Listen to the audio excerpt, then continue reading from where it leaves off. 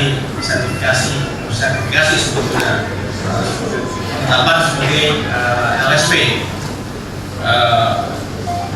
Mudah-mudahan dengan ditunjuknya LSP dan makin banyaknya LSP, makin bagus juga pembinaan sumber daya manusia kita dalam khususnya mobil khusus ya, ini untuk masyarakat ekonomi ASEAN yang akan bilang hanya dalam pertemuan beberapa jam ke depan ya Pak ya. Bagi kita tentunya ASEAN Economic Community yang akan diberlakukan dalam beberapa jam ini sesuatu momentum untuk memperbaiki, meningkatkan kualitas sumber daya manusia kita. Ini merupakan suatu tantangan bagi kita semua, bagaimana sebetulnya kita merubah mindset kita. Ya. Nah, sebetulnya kalau ada masyarakat ekonomi ASEAN atau AEC ini kalau bisa setiap 5 tahun sekali. Jadi kita itu setiap 5 tahun harus jungkir balik menyiapkan diri kita. Ibu dan Bapak sekalian, dalam konteks masyarakat ekonomi ASEAN tadi disampaikan Pak Marna, tujuannya sebetulnya founding fathers dari ASEAN ini berpikirnya bagaimana ASEAN ini menjadi suatu kawasan yang sangat kompetitif secara ekonomi, menjadi suatu pasar tersendiri yang di dalamnya dikelola oleh sendiri kurang lebih, bukan bagaimana memikirkan kita ini berkompetisi dengan negara sesama negara ASEAN. Jadi yang namanya tadi flow of services, flow of people, flow of goods itu justru bagaimana kita harus saling memanfaatkan kelebihannya, apakah itu comparative advantage, apakah itu competitive advantage di antara negara ASEAN. Jadi tolong jangan dibalik, jadi kita ketakutan nanti negara tetangga kita masuk ke Indonesia, kita harus mempertahankan diri dengan mengeluarkan sertifikasi LSP. That is not the objective gitu. Objektifnya bagaimana apa yang kita kuat, apa negara yang kita bisa bantu, kita ke sana dan apa yang kita manfaatkan negara tetangga kita untuk pasar ekonomi ASEAN, sehingga ASEAN ini menjadi suatu kawasan pertumbuhan ekonomi sendiri, menjadi suatu production base untuk di luar ASEAN. Nah, kembali kepada bagaimana memakan Indonesia, bagaimana ASEAN, tidak ada kata lain dari pembangunan ekonomi Indonesia juga hanya bergantung pada dua.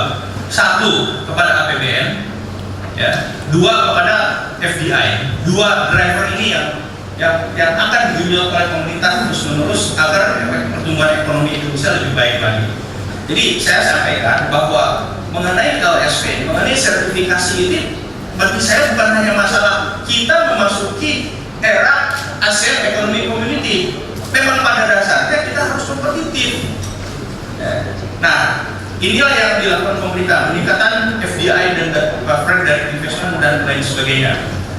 Nah, saya yakin dalam beberapa saat ke depan, Kominfo terutama yang deal dengan masalah dinamika e-commerce dan lain sebagainya, kita akan ahead of the curve. Itu yang kita mau.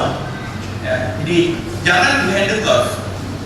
Nah, ini kaitannya reformasi birokrasi dan saya tidak akan pernah berhenti. Apalagi ini merupakan strategi pemerintah, ada 10 langkah pemerintah kita memiliki ASEAN. Ini yang saya katakan, ini bukan satu-satunya bagaimana kita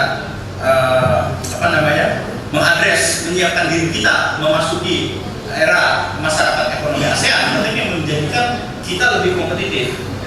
Dan saya yakin di dalam komunikasi ibu dan bapak sekalian, dan saya tahu persis, kita nggak usah takut, kita siap. Kita lebih harus terbuka, hanya pikiran kita harus dijungkir balik. Dijungkir balik artinya kita harus membuat bagaimana proses-proses semua lebih efisien. Hilangkan yang namanya birokrasi yang berkepanjangan yang tidak diperlukan. Kita perlu birokrasi, tetap kalau nggak ada struktur, nggak ada tatanan juga bisa chaos, gitu kan. Tapi nggak usah berlebihan. Itu satu. Karena apa? Cuma dua. Either kita melakukan perubahan atau kita dirubah. Itu nggak ada yang bisa melawan perubahan. Hanya masalah waktu. Kita merubah secepatnya atau kita dirubah. Kalau kita merubah secepatnya, kita juga tidak akan dirubah secepatnya. Nah, kembali kepada yang kita lakukan sama-sama, saya mengapresiasi apa yang dilakukan oleh teman-teman di sini LSP, khususnya BNSP juga yang tidak pernah berhenti memikirkan bagaimana kita memperkokoh sumber daya manusia dalam konteks kita menyiapkan diri ASEAN. Jadi bagi saya tidak hanya ASEAN memang sudah menjadi dasarnya bahwa kita harus merubah diri kita. Hanya dengan merubah diri kita, kita tidak akan dirubah oleh orang lain. Pengertian bagaimana kita harus menjadi negara yang lebih kompetitif, pengertian bagaimana kita harus menjadi lebih efisien, pengertian bagaimana kita harus memotong aturan-aturan memang tidak diperlukan. Ibu bapak sekalian, sekali lagi saya ucapkan selamat.